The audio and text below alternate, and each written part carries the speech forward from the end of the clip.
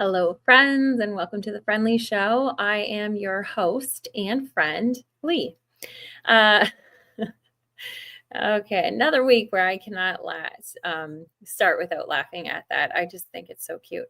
Anyway, let me just go in here. I'm going to go into Facebook and make sure that this is public so then you guys can be participating, because my favorite part of our podcast, if you are brand new to the show, is when you guys are participating. So we record this podcast every week, Wednesday at 7:30 Eastern, 6:30 Central, or whatever the equivalent is for you.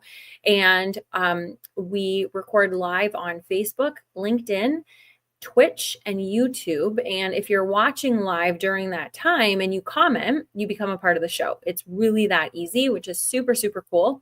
And so your comments, your experience, it all becomes a part of the conversation. And what I like to say is it's as if you have been invited to my home and you're hanging out in my living room and we're having a conversation, and maybe you brought a couple friends and I brought some other friends and we're all just hanging out and we're talking. And if you've ever had a conversation with me for longer than 10 minutes, you know that you're probably going to be going in different directions, but hopefully we'll all make it back to where we started. And so what we do is every month, and we've actually been doing this. So we've been doing the podcast for well over a year now. And we've started where we are doing series. I haven't called them series, but essentially they're series.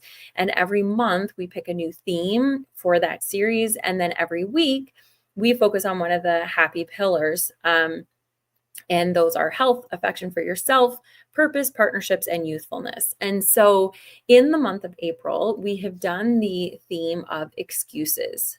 Okay, so what excuses are we making when it comes to these 5 areas of our life? And this month or this week, we are going to be talking about youthfulness. So I'm really, really excited. I always start the podcast with some tips, some actionable items that we can be using around that theme, around that pillar, a little bit of science. So then, this just isn't like a woo-hoo-y kind of show. There's a lot of value that you can gain from the show.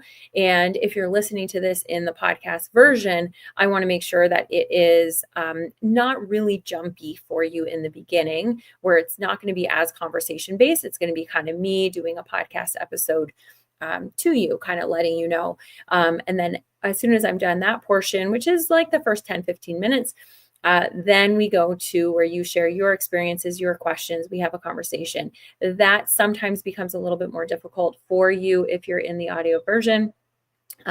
So I do recommend that you watch this live or even in the replay on, like I said, LinkedIn, Facebook, Twitch, and YouTube. So let's go over and let's talk about some of the excuses that we make when it comes to youthfulness. So there's a lot of science that is sharing and showing how important it is for us to be youthful. So youthful is not an age. It's not like you hit a certain level or a certain age and now you can't be youthful anymore. It really is a mindset.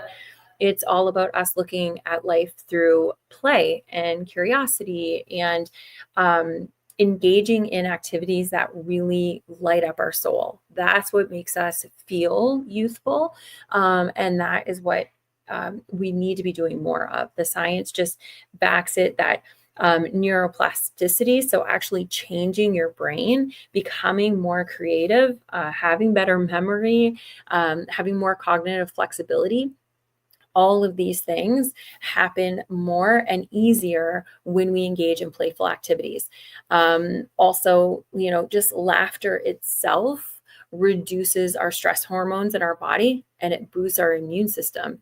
You guys might have heard about like the blue zones in the world. And this is where like I think it's the most people that live to be 100 or over live in these blue zones. And one of the things that they see as the biggest key factor in the world's happiest, longest living populations and communities is play and social connection. Those two are really the key players in what gives us longevity. And regular joyful movement and doing this with other people really improves the mood and vitality regardless of your age. You can reverse age. Everybody's looking at like, the serum for this and the potion for that and the pill for this to bring our age down, to look younger, to feel younger. And that really is a mindset. So what we need to do is we really need to be kind of curbing these excuses that we use. We say, I'm too old. It's too late. I'm too tired. It's not responsible. It's all of these excuses are just youthfulness excuses in disguise. Okay. So it's just, you're not tapping into your youthfulness because you're giving these excuses of, I'm just too old. I can't do things that way. What will it look like? And a lot of us have, kind of deep fears of looking silly. And the funny thing is that a lot of it stems from when we were kids, that when we were kids, maybe we did something that was a little bit silly. And if we didn't have the confidence as a child, or if we were on the other end of bullying, then we were kind of told that being silly will get you, teased or made fun of or looked at differently, or you won't have friends, or, life will be hard. And that's how early it can stop. It can stop. You can stop being a child and youthful in early years because of that. And we need to stop worrying about being judged, and we need to just go out and live our life. We need to be doing things that make us feel alive and young. So another one of the excuses, so that it's too old, I'm too old, it's too late. That's an excuse that we need to just curb, and we need to question it. When we say, oh no, I'm too old to do that, what does that mean? Like, what does that mean? We need to question, am I really too old to do that? Because I don't think you're really too old to do anything. So you need to question, like, why am I saying that? It's too late. It's really never too late to do anything. I mean, unless something's closed and then it's too late and you can try again tomorrow. But you're never too old, or it's never too late to really try the things that you want to be doing.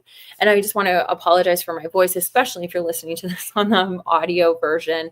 It is just, I don't even know. I'm not sick. I don't have a cold. I just have had this voice for the last couple of days. So I apologize. Anyway, another one of the excuses is, I don't have the energy. Right? I don't have the energy to go and just like dance, or I don't have the energy to go and like play, or I don't have the energy to go and, turn music on and just sing at the top of my lungs. Like, I just don't have the energy. I'm so exhausted. I'm such an adult. I have so many responsibilities.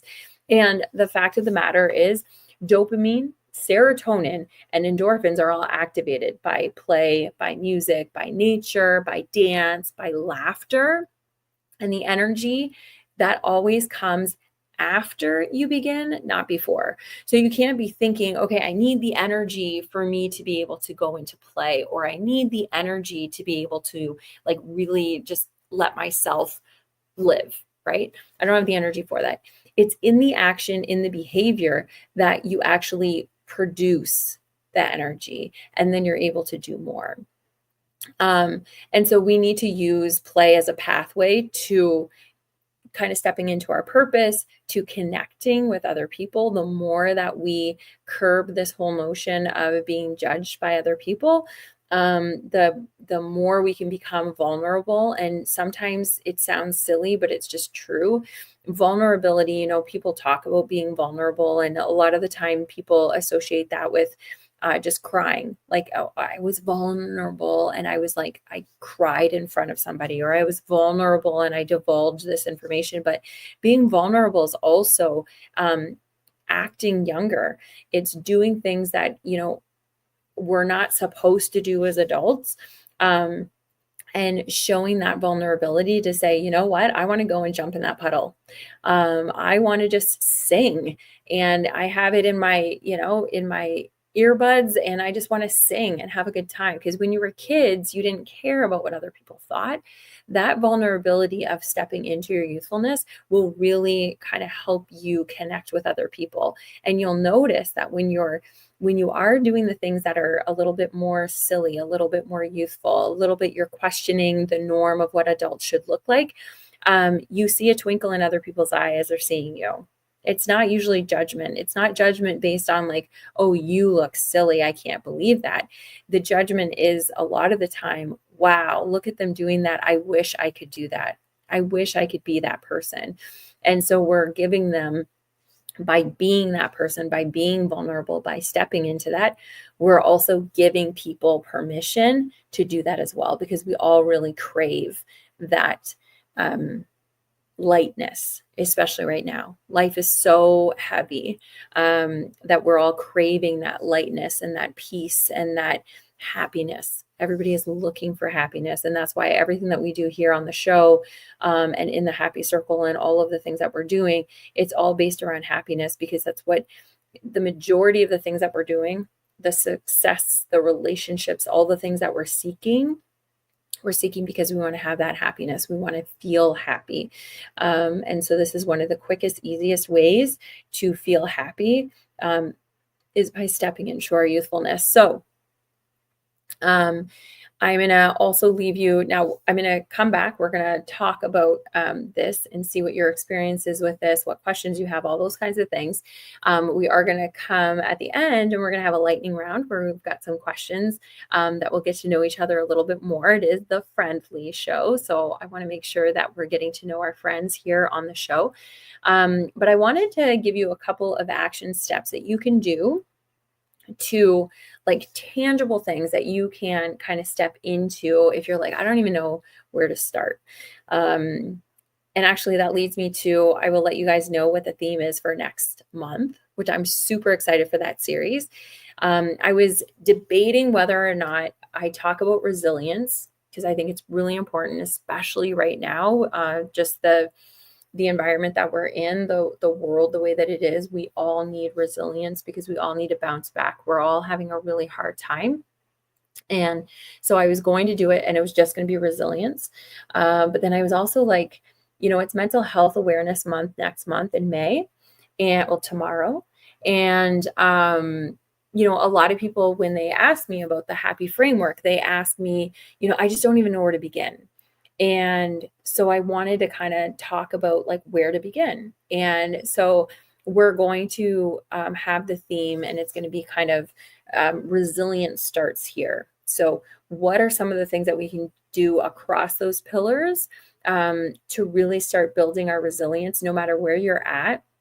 What steps can we take, tangible steps that we can take in the direction of bouncing back with our health or our relationships or our youthfulness or whatever the case may be. So for now, I'm going to give you just a couple action steps that you can kind of curb the excuses of why you can't be youthful and how you can kind of step into that. So one of the things I highly recommend is doing a digital detox hour.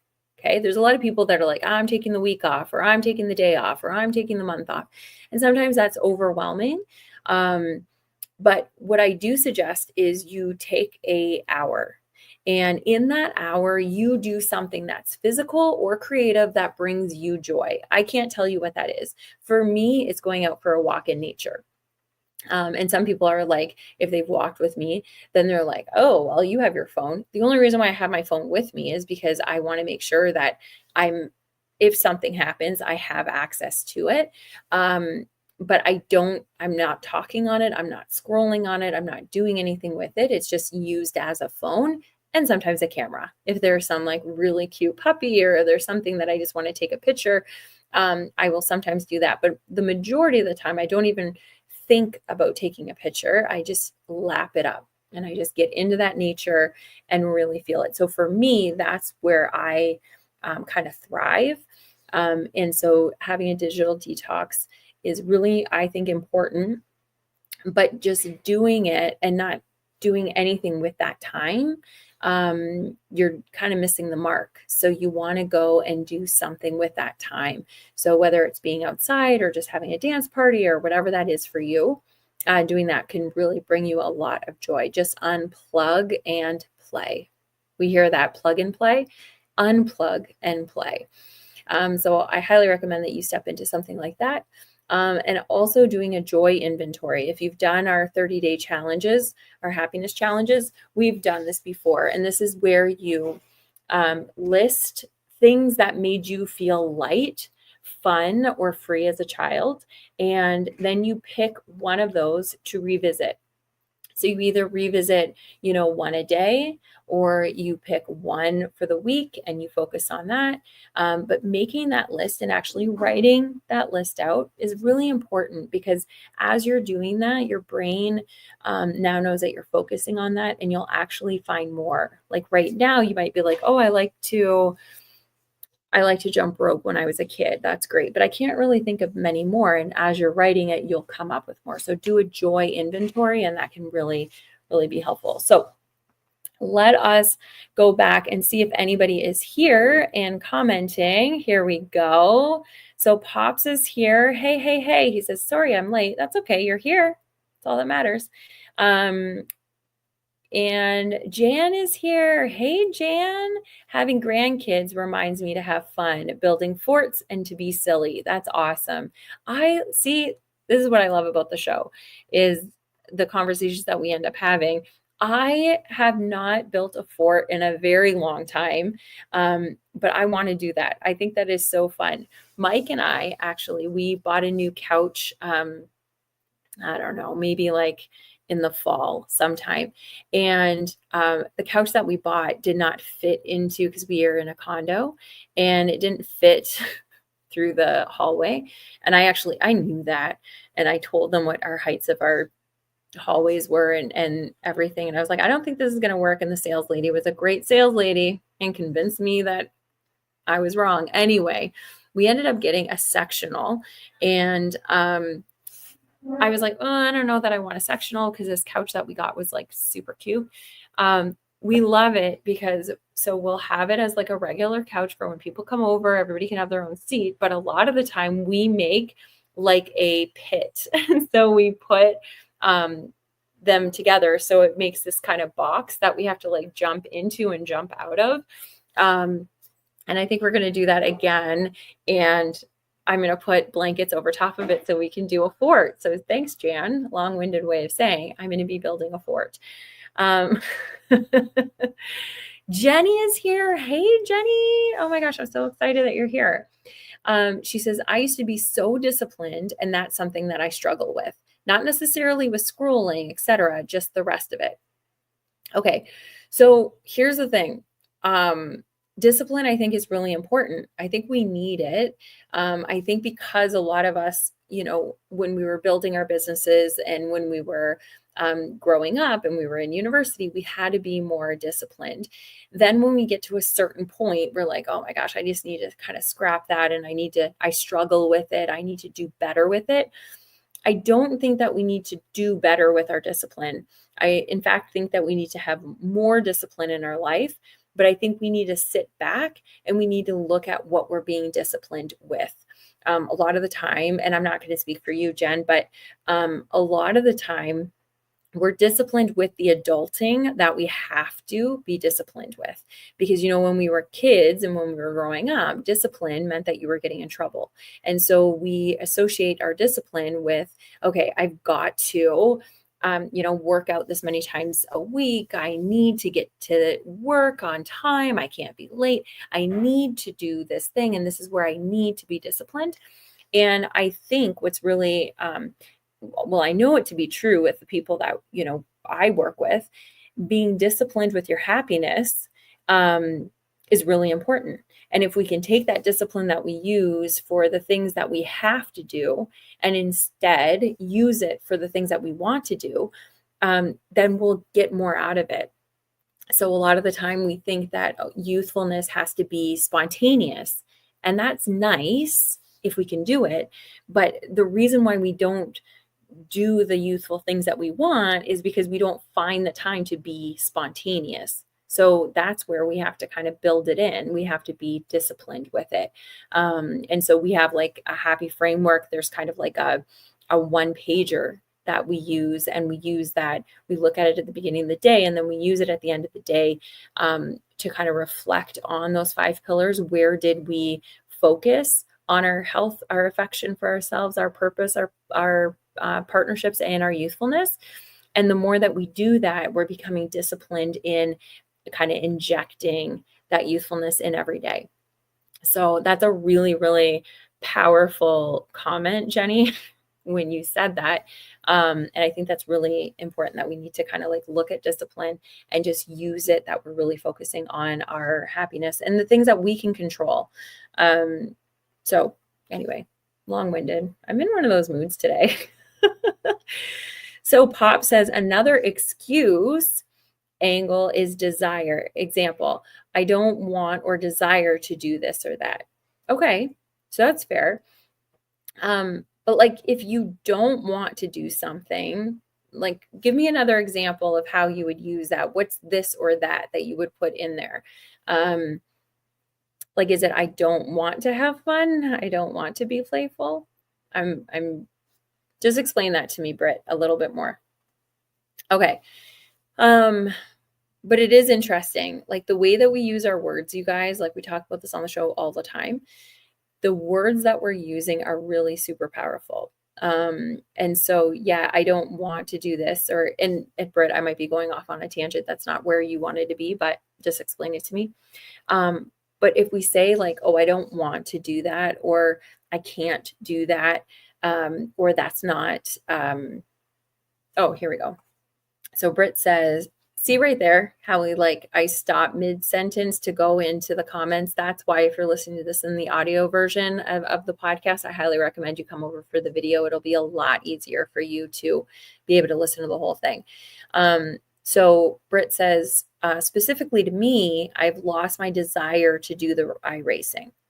Okay, this makes me curious, okay?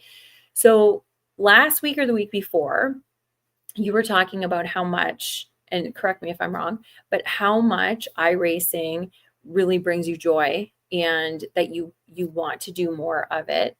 So is saying I've lost my desire now with, when we're going through things like depression and pain and chronic pain, we do lose our desire to do the things that we once did. But not because we lose the desire to do that thing, more so because either we feel like it's going to take too much energy and we just don't have it, especially when we're going through darker times, or there's something that's kind of inhibiting us, pain, whatever it is. And then we say things like, I just don't have the desire to do that thing. And then that becomes a slippery slope, right? Because then we stop doing all the things that we loved, because maybe it's just harder to do. And so, yeah, I would be careful with the way that we talk, the way that we say that, because you may not have lost your desire to do the iRacing. It may just look different. You may because you bring that back. If that's the first thing that you're thinking about, then obviously there's still a desire, there's still a passion. Otherwise you totally forget about it. Like I forgot about the forts that Jan brought up, right? So I think we need to really become, we talked about this a few months ago when we were talking about the 4 agreements and being impeccable with our word. I think we really need to be conscious of what words we're using. And yeah, that becomes an excuse that I don't have the desire to do this thing. And then we let it go. We don't do any version of that thing. And that's where we really quickly lose our joy, because we're not tapping into what once brought us joy. So that just might look differently for you, especially you, Britt. Instead of doing, I know that you were doing 3 hours, 4 hours, 5 hour sessions. Maybe that's just not feasible right now where you're at. But hopping in and doing a little bit may bring back that joy. Pop says, true, I've lost the desire to do anything, not specifically iRacing. Okay. So at the beginning of the show, I don't know if you were here, we were talking about how doing these things, so taking the behavior and doing the things that are playful, that are fun, that are creative, that you feel like you need energy to do, actually the act and behavior, like the actual act, the action of doing that thing is what builds the energy. So you can, you can not have the energy, and then you can kind of start doing that thing, whatever it is, iRacing or dancing or singing or whatever it is that you don't think you have the energy for, and you can actually start building energy. Energy in your body is not always like finite. You may have less of it because you're in pain. You may have less of it because you haven't eaten properly, you haven't slept, whatever it is. But you can usually tap into it and grab a little bit more by doing those things. And the reason why we know that is because you could feel like you have no energy to do anything. And if Mel, if your wife needed you and called you and was like, oh my gosh, there's something, I don't know, drastic, you would find the energy to go and do that thing. And that energy is still in your body right now. So even if it doesn't have to be heightened, it doesn't have to be a crisis, you can tap into that energy by taking the action. And not to, well, you know me, Britt, you know me long enough now that I'm not trying to preach. I do firmly believe, we did a whole series on action and how important it is. So Mel says, hey, beautiful, happiness, youthfulness. Got back from getting my hair done. Boom. You must be just extra gorgeous. Hello. I'm glad you're here. So, okay, we've only got really 3 minutes, but we can stretch it to 5. Let's do a couple of the lightning round to get to know your friends. Let's see. I got, like always, I do 10 questions. I get ChatGPT to do them. So then they're new for me too. First time looking at them, so then I can participate. I'm going to read 3 questions. I want you to answer all 3. But once you're done answering one of them, go ahead and push enter. So that comment is up there. You become part of the show, and then you can go and do the second one. And I will read them a couple times so you don't have to memorize them. Okay. So one question is, what did you love doing as a kid that you haven't done in years? Okay, so what did you love doing as a kid that you haven't done in years? The next one is, oh, this is cute. Okay, interesting. If your joy had a color, what would it be? That's fun. And then let's do, if you could give your younger self one message, what would it be? Okay, that's a good one too. I was actually just asked, I'm going to be featured in a book, and that's what she asked me. She was like, if you could give yourself one tip, what would that be to your younger self? And for me, it was happiness is, by action. Like it has to be intentional. It doesn't just come to you. And the reason why I wish that I knew that was because I was a very happy person growing up, and I just thought I was just a happy person, and it just happened, and it wasn't intentional. And then it wasn't until later that, life really hit you, that then it was like you start thinking about it. And then I realized, oh, the reason why I was so happy is I was doing the right things without realizing I was doing the right things, surrounding myself with the right people, and being proud of myself for the things that I was doing, the journey that I was taking, not so much just the result, like all of these things. And so that's where the happy framework came from, is because then I had to realize, okay, why was I that happy person? What was I doing? So then I could recreate it in difficult times. And today is the mark of 8 weeks in the hospital with my sister. And without the happy framework, I don't know, yes, I cry a lot because this is a very serious time. But I have joy in my heart. And it's because I constantly am doing those things to bring it. So that would be the message that I would give my younger self. So anyway, you can answer any one of them any way you'd like. But let's go back to the first one. What did you love doing as a kid? Visiting hours are now over. Okay, so we'll do a couple more minutes. What did you love doing as a kid that you haven't done in years? Yeah, so for me, Jan, thank you so much. It was building a fort, and I'm going to do that. So let's see. How are we doing here? Okay, you guys, I love you so much. Okay, so Britt says riding BMX bikes. Awesome. That's probably why is it? Okay, so is there like an iRacing thing that you can do that's BMX bikes instead of racing? Would that be a thing? I don't know. Jenny says camping. Okay, well, that would be fun for you to get into that and do camping. Mel says, how's your sister? Dude, what she came in for, it's pretty under wraps. It's good. And now it's just complication after complication. So insane. Okay, and then Mel says riding my bike. Yeah, that was super fun. Okay, so let's take this out. Where am I? The second question was, if your joy had a color, what color would it be?